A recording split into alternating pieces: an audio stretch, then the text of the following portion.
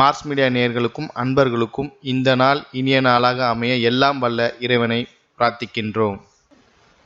இந்த சேனல் உங்களுக்கு பிடிச்சிருந்தா மறக்காம சப்ஸ்கிரைப் பண்ணுங்க, ஷேர் பண்ணுங்க, லைக் பண்ணுங்க, கமெண்ட் பண்ணுங்க.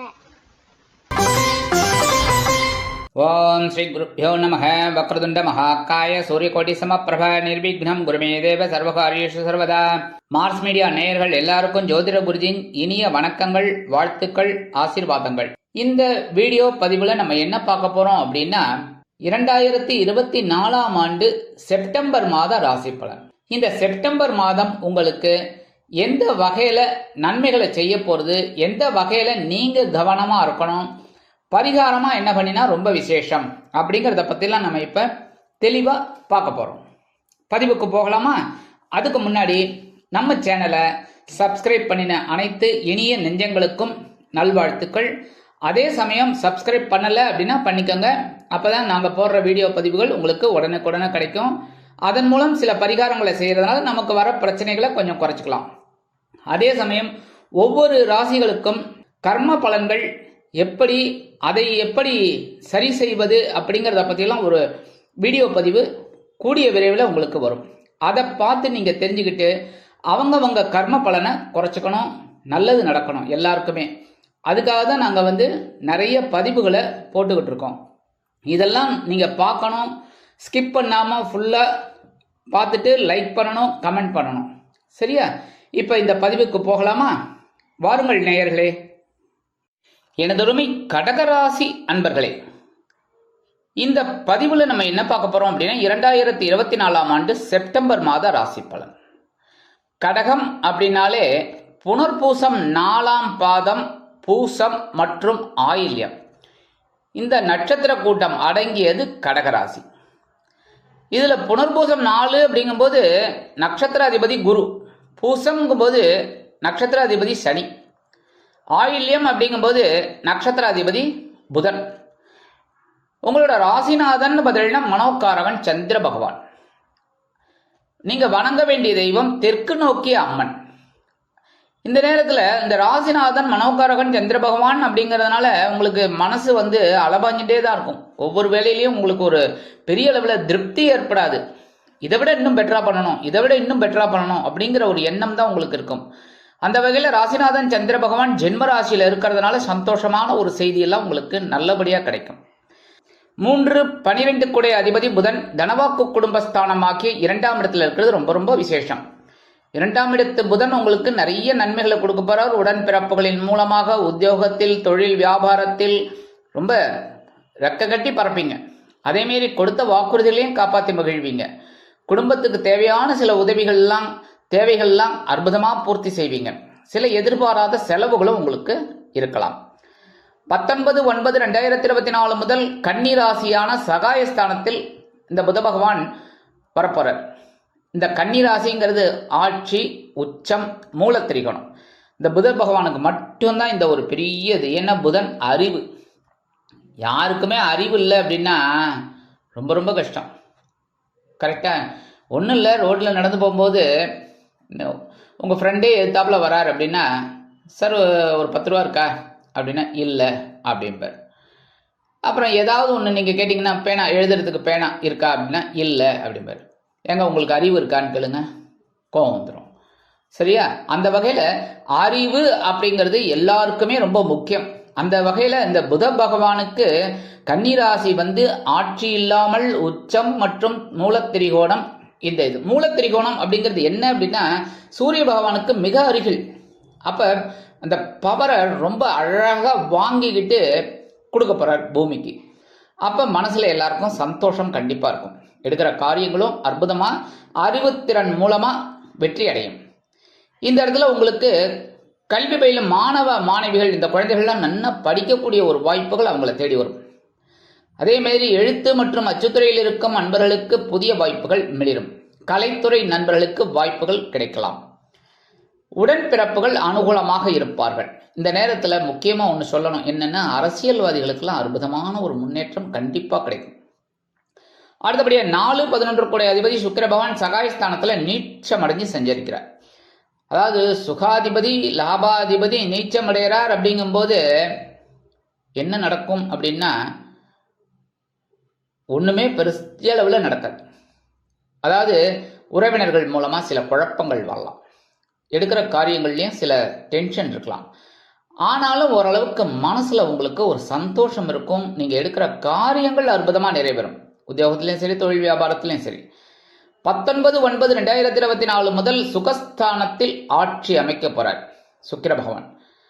இங்க பாருங்க, 3ஆம் இடத்துல இருக்கும்போது பலமிழந்தவர் 4ஆம் இடமாகி அவரோட இடத்துக்கு வந்து ஆட்சி அமைச்சு சூப்பரா சஞ்சாரம் பண்ண போறார்.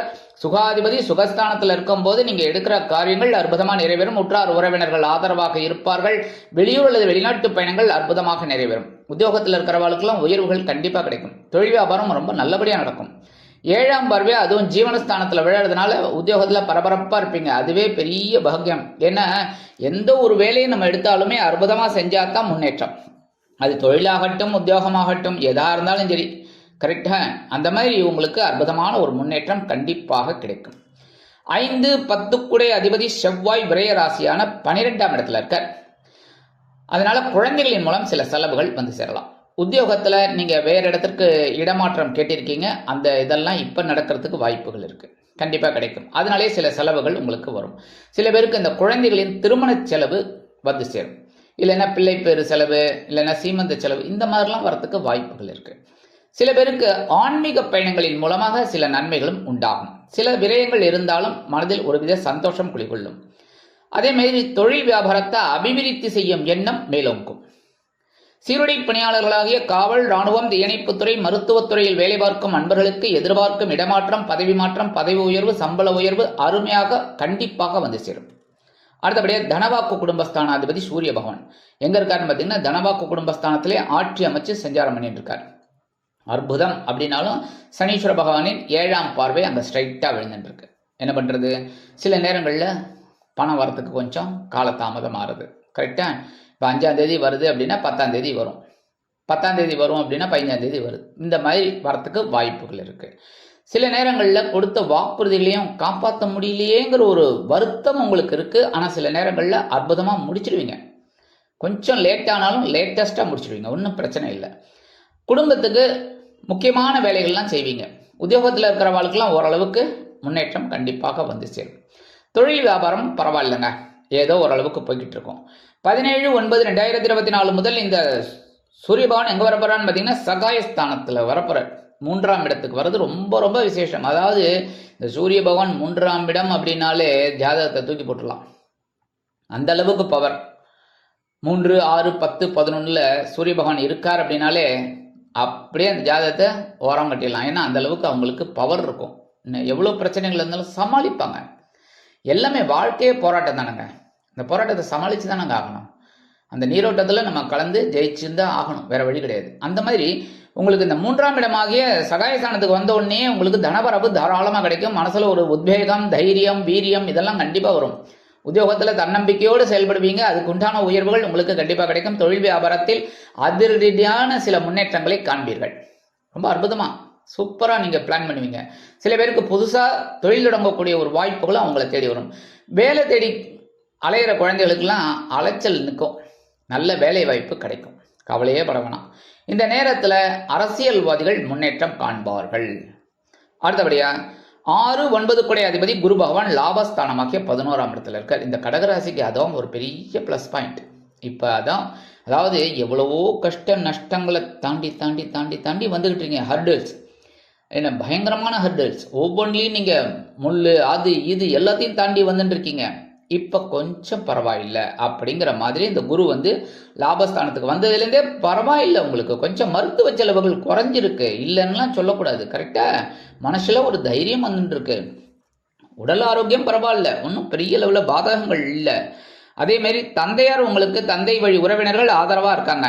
பூர்வீக சொத்துக்கள் உங்க கைக்கு வருது. அதே மாதிரி உடன் பிறந்த சகோதர சகோதரிகள் உங்களுக்கு ரொம்ப அனுகூலமா இருக்காங்க. அதுவும் உங்களை விட பெரியவங்க ரொம்ப ஆதரவா இருக்காங்க. இந்த குருவோட பார்வைன்னு பார்த்தீங்கன்னா உங்களோட முயற்சி ஸ்தானமாகிய 3ஆம் இடத்துல விழுறதுனால உறவினர்கள் ஆதரவா இருப்பாங்க, உடன்பிறப்புகள் ஆதரவா இருப்பாங்க, மனசுல ஒரு தைரியம் இருக்கும். குருவோட பார்வை சுப பார்வை. அடுத்த பார்வையா 7ஆம் பார்வை உங்களோட பஞ்சமஸ்தானத்தில் விழுந்தால் குழந்தைகள் மூலம் சந்தோஷம் இருக்கும். ஆன்மீக பயணங்கள் ஏற்படும். ஆன்மீக விஷயங்களில் நாட்டம் கொள்வீர்கள். குலதெய்வ பிரார்த்தனைகளை நிகழ்த்தி மகிழ்வீர்கள். அடுத்தபடியாக 9ஆம் பார்வை உங்களோட களத்திரஸ்தானத்தில் விழுது. 7ஆம் இடம். கணவன் மனைவிக்கிடையே நெருக்கம் அதிகரிக்கும். என்னென்ன பிரச்சனைகள் இருந்தாலும் அதெல்லாம் விலகி குடும்பத்தில் ஒரு சந்தோஷம் இருக்கும். 7, 8 குடை அதிபதி சனி. சனீஸ்வர பகவான் யாருன்னு பார்த்தீங்கன்னா உங்களுக்கு களத்திராதிபதி, அஷ்டமாதிபதி. இந்த அஷ்டமாதிபதி அஷ்டம ராசியிலேயே வக்கரம் அடைஞ்சு சஞ்சரிக்கிறது பரவாயில்லை. கொஞ்சம் அதாவது something is better than nothing. ஒன்றுமே இல்லைங்கிறதுக்கு இது ஏதோ பரவாயில்லை அப்படிங்கிற மாதிரி ஒரு சுச்சுவேஷன் ஓடின்னு இருக்கு. இருந்தாலும் களத்திரத்தின் அதாவது வாழ்க்கை துணையின் உடல் ஆரோக்கியத்தில் கொஞ்சம் அப்படி அக்கறை எடுத்துக்கிறது நல்லதுங்க. சரியா? அடுத்தபடியாக ராகு பகவான் பாக்கியஸ்தானத்திலும் கேது பகவான் சகாயஸ்தானமாகிய 3ஆம் இடத்துலையும் இருக்கார்.